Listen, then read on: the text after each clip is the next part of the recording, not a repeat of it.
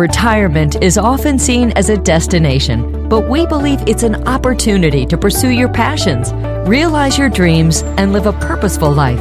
Great decisions, incredible lives. Retire with Intention podcast is about more than just money. It's about embracing the things that truly matter, the experiences, the relationships, and the impact you leave behind.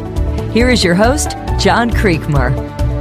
Hey, John Creekmur here. Welcome again to Great Decisions, Incredible Lives, Retiring with Intention. And as we say every week, it's not just about retirement. That's just a stage of life, but it's about living an incredible life with intention. And I love introducing you to friends of ours that we've met over the years from all different backgrounds and just kind of walking through how do we make great decisions and how does that play to live that incredible life. And so excited to have Brian Colvert with us today. Brian is from the Springs out in Colorado, and Brian is a certified financial planner, a registered investment advisor, and he is dedicated to providing personalized financial services since 2007. Man, oh man, that's 16 years, Brian. That's a long time. I know, quite some time now. It's crazy. So you founded Bonfire Financial to better serve clients as a true fiduciary, prioritizing their needs over the shareholders. Unbelievable list of accomplishments, being named one of the top advisors in the state of Colorado and nationally by the National Association of Board Certified Advisory Practices. Passionate about continual learning, holds the DACFP certificate in blockchain and digital assets from the New York Institute of Finance. Unbelievable experience, phenomenal integrity,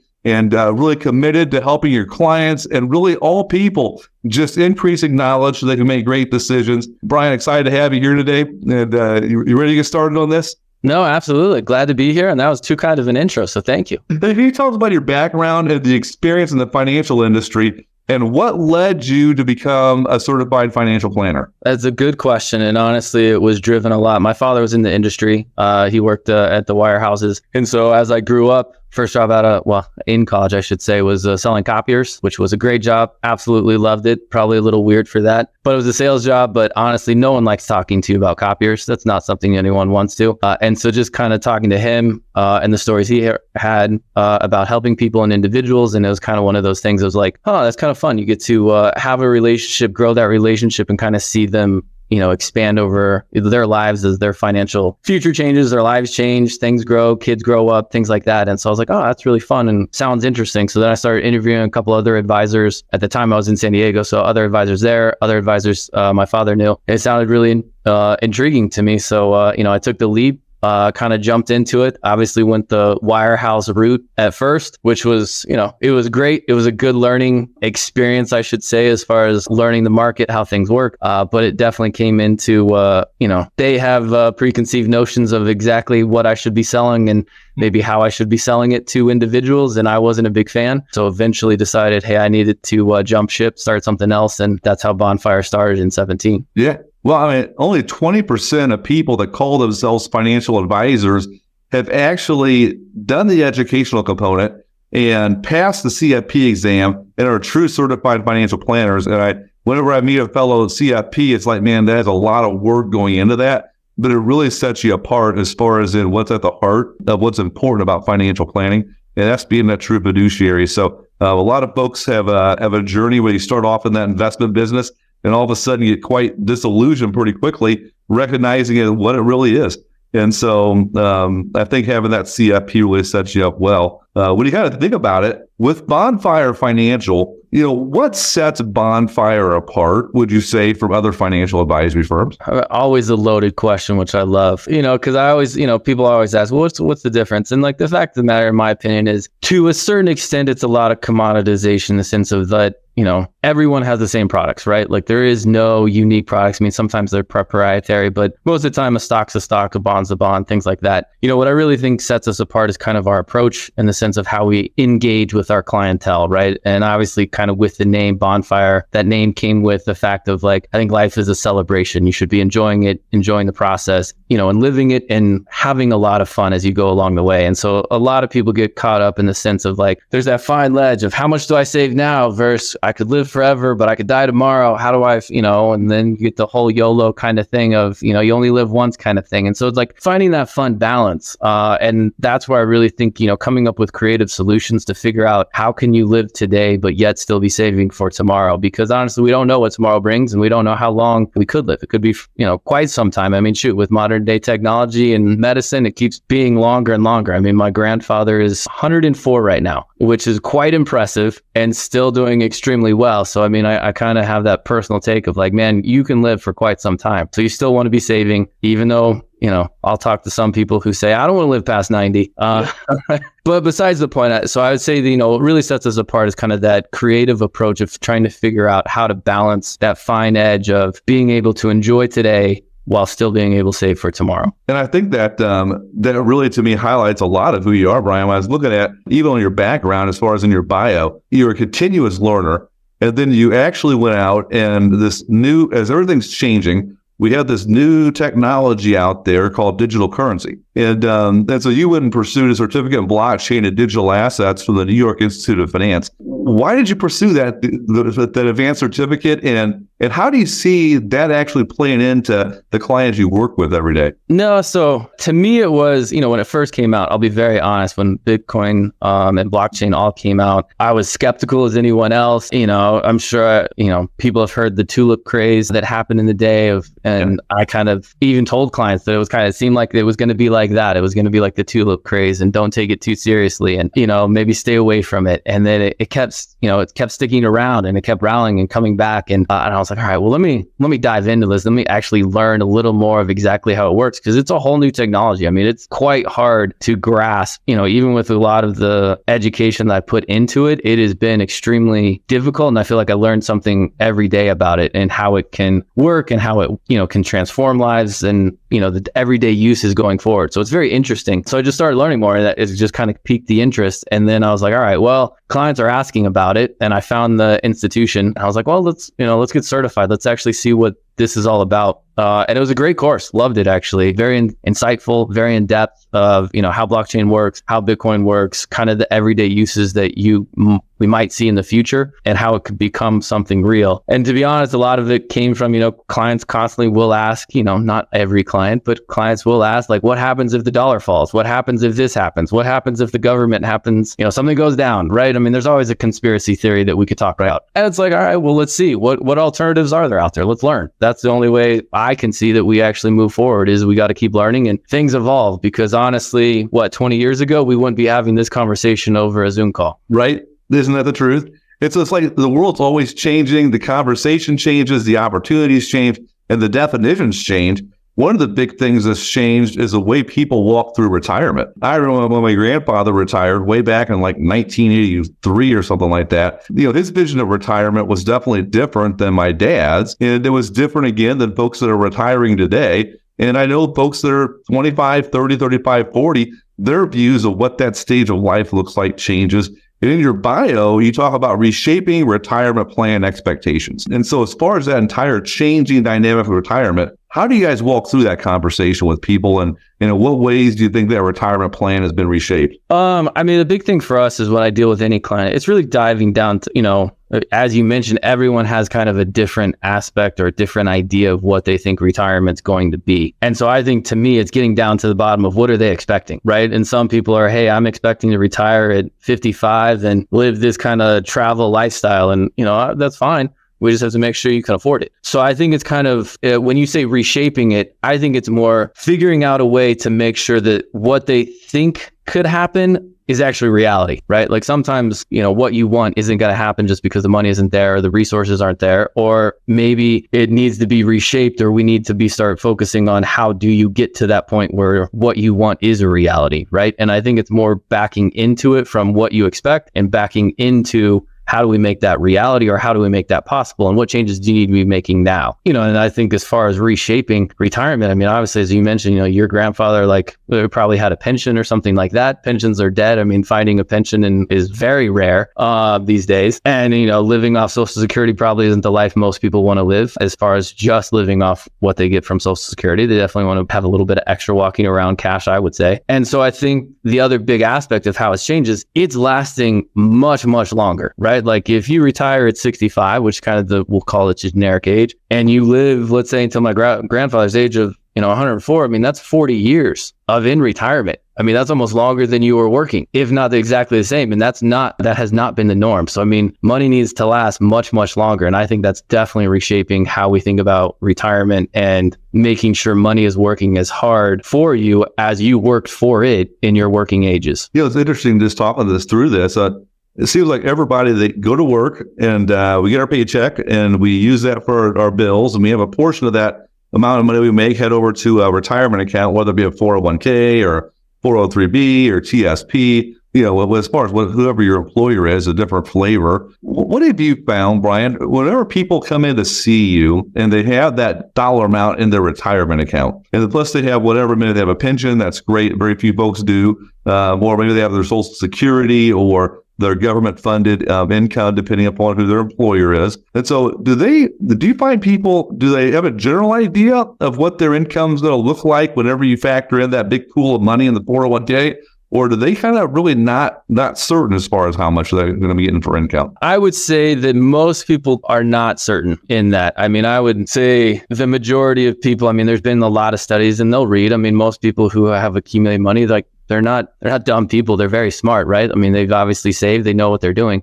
But to the extent there's a couple nuances, right? Because it's a transitional phase, right? I haven't met one client that transitions into retirement and there isn't a psychological barrier of going from I work, I get an income and that pays my bills to I switch over and now my investments are paying my bills. Like that is a big switch. I haven't met someone who doesn't have a little bit of a struggle with it at first. But I mean, to your question, as far as really diving into the answer, as far as like how to handle that or deal with that is one, most people I think spend exactly when they first get into retirement are either going to spend as much as they're spending now while they work, or they're going to spend a little bit more. Now, I want to stop you right there. So we know that the old rule of thumb is plan on living on 80% as far as what you were living on. And what you just said, that's not the case in reality, right?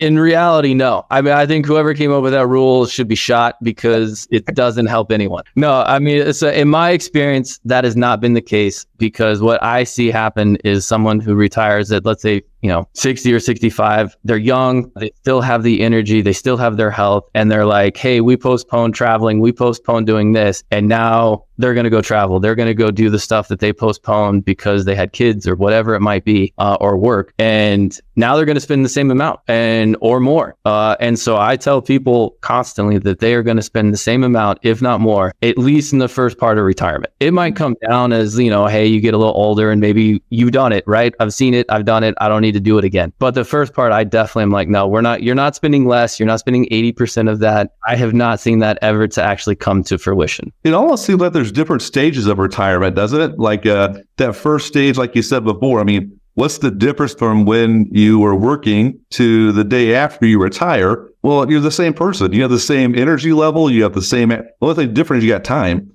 And so it's time to do the stuff you always wanted to do. So that first stage, man, you're right. You're probably spending at least as much, if not more, because now you're filling your time with things. And it was funny you said that been there, done that. It's kind of like you've done a second stage and it's like, you've done a lot of those things. So maybe you're not traveling as much or whatever. And that third phase that I kind of see out there is like that, and maybe it's 20 years down the road after you retire. We always kind of laugh when you go to buy a used car and the salesman says, oh, a little old lady drove this, and so it's got, 3,000 miles on it, and it's 3 years old. There's some truth in that. I mean, when it gets dark, you're not driving as much, you're not going to the big city to do stuff, and so you're not spending as much money, even though inflation is there, unless you have some unusual medical expenses. And so, Brian, how do you walk through with clients in that big unknown, which is the medical side? There's two parts of that, the medical side of it, and then also like the long-term care side. Is that an integral part of retirement planning for you guys?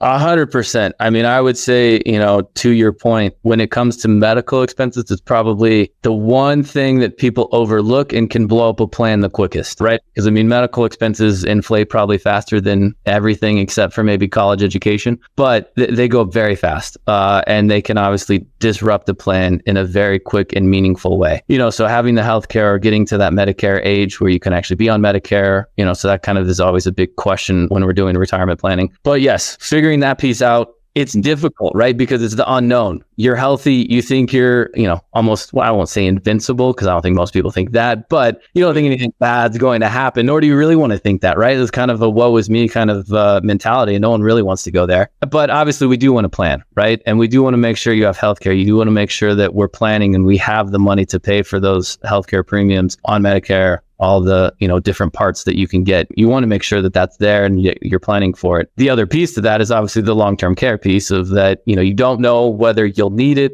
Obviously, it's one of those, it's like term and life insurance. Like, you don't want to bet you're going to die. Like, you don't want to bet you're going to have Alzheimer's or some, ailment that makes you go into a nursing home or something like that. That's not something anyone hopes for or expects, but it does happen. I will say that I think clients, when they've experienced on a personal level, either through family or for a close friend, when they see it, then it's more, yeah, we should look at it, we should get it. But it's always a hard conversation, right? Because you don't know. And, for us, we do bring it up. We do talk to clients about it. We do sell the long-term care insurance to people because I think it does make sense and it is a good thing to have. I always look at it as it's supplemental. I don't think it's one of those things that covers 100% of the cost. It's more there to, if you go into it, let's make sure you don't completely leave a spouse destitute. It's one of those things. Like, how can we offset some of that cost? Yeah.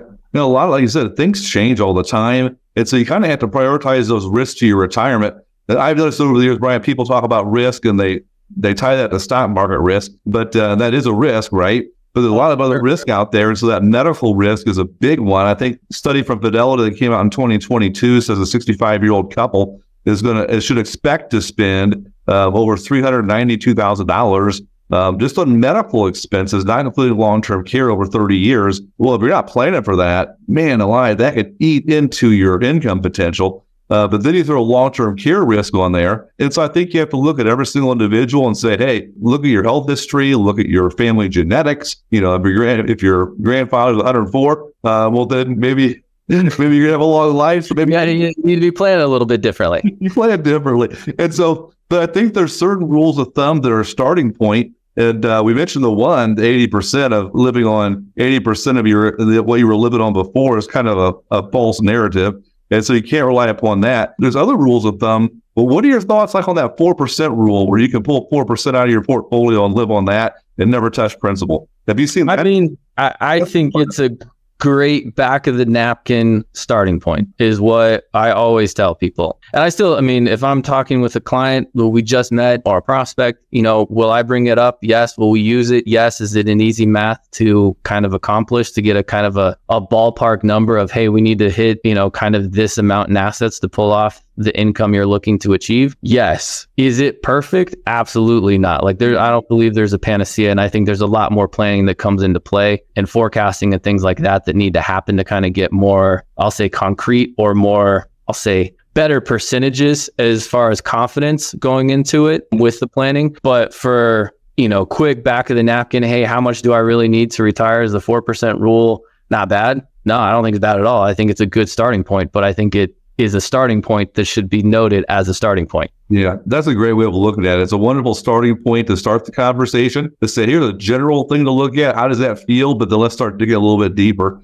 on that to make sure the plan's unique to you. And so maybe one of those factors of success, I always try to find factors of success on things. And one of them maybe is rules of thumb, or really rules of thumb. There's general statements to use as starting points. When you kind of think about other factors of success, so if you kind of think about different investors, some have a higher level of success than others in their financial planning success. Can you think of some key, let's say maybe some factors of success or things that are common that you see in those that are actually achieving their financial goals versus those that are not? I would say the biggest thing that I've seen, if I think about it quickly, is that the ones who have had the most success are planning for it. And what I mean by that, and it doesn't have to be like, hey, every nickel and dime is accounted for. That's not what I'm talking about. What I'm saying is that there's a conscious effort, a conscious level that they are thinking about their money in a different way. And they're planning of like, hey, we need to be saving this, or, hey, we have this, we need to be spending this, or we're doing upgrades on the house, or whatever it might be. Before they pull the trigger,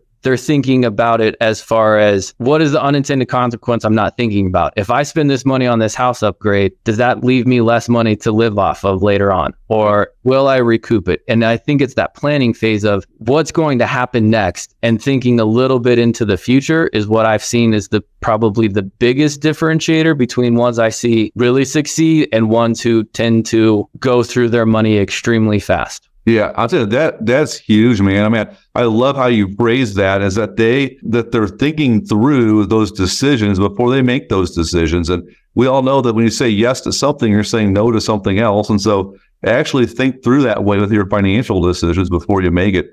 So let me actually piggyback on that question a little bit. Let's get a little more granular. Can you think of a success story or maybe a memorable experience with your financial advice where you gave some advice and that really impacted their life or their financial situation? We don't need the name of a client, obviously. Right.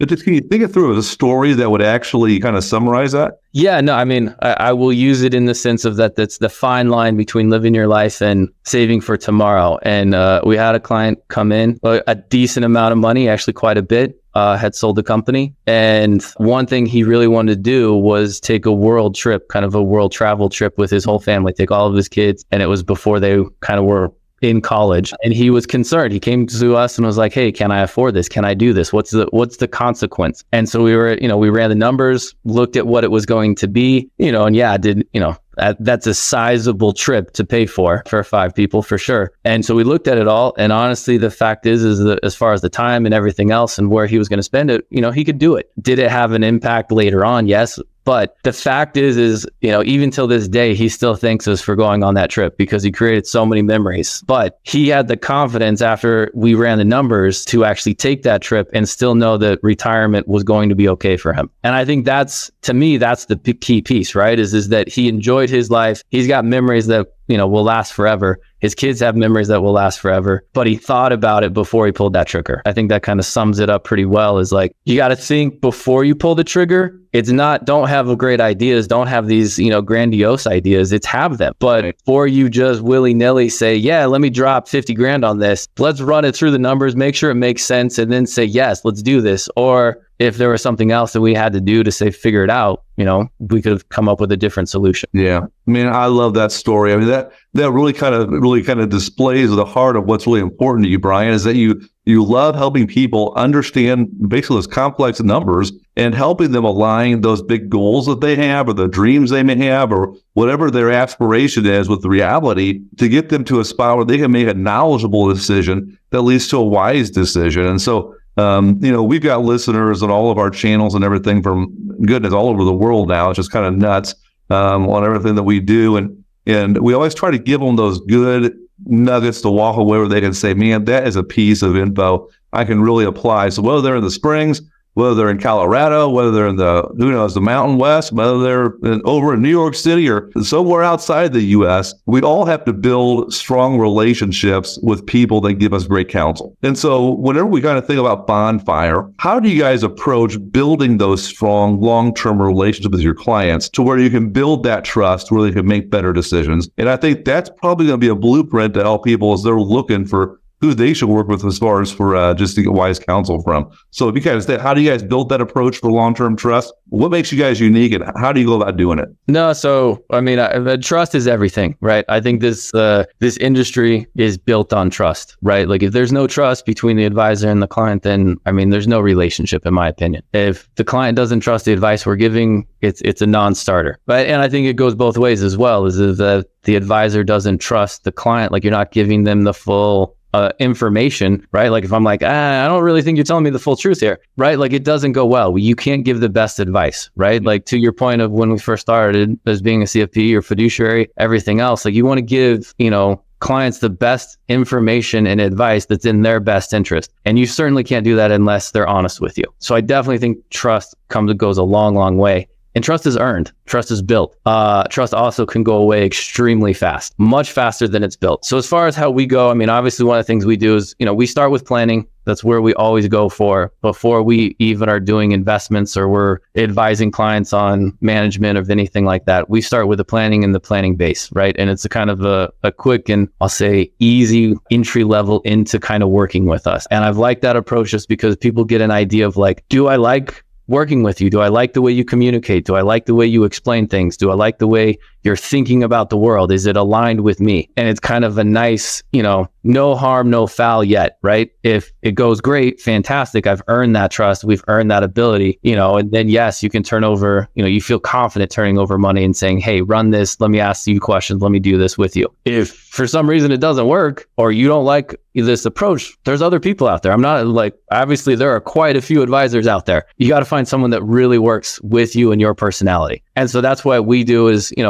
we're patient in that sense. I'm not in a rush to try to sell anyone anything. It's not about that. It's about, is there a good fit and can we really help you? And I think that goes built over time. And again, I think it's earned daily, right? So, I mean, clients can leave us at any time and we don't have any clause in them or anything like that. And I like it that way because that means I got to keep earning their business. So I think that's how we differentiate ourselves I think trust is the key part, without it, nothing happens. Man, well said. And I mean, everyone listening, I'd say, hey, that is just nuggets right there to start. We'll find someone that starts with planning, that's not in a rush to get to the investment side and make sure it's a great fit as far as to ultimately help you make better decisions.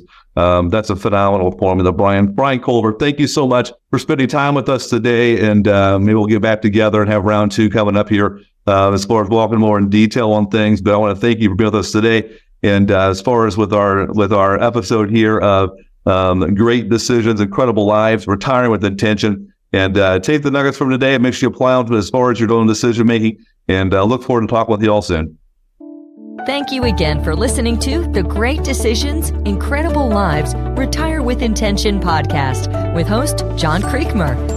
Follow us on social media, visit our website, and join our community of like-minded individuals redefining retirement and living incredible lives. Please leave us a review and share our podcast with others who may benefit. We wish you a future filled with purpose, fulfillment, and the joy of living your incredible life in retirement.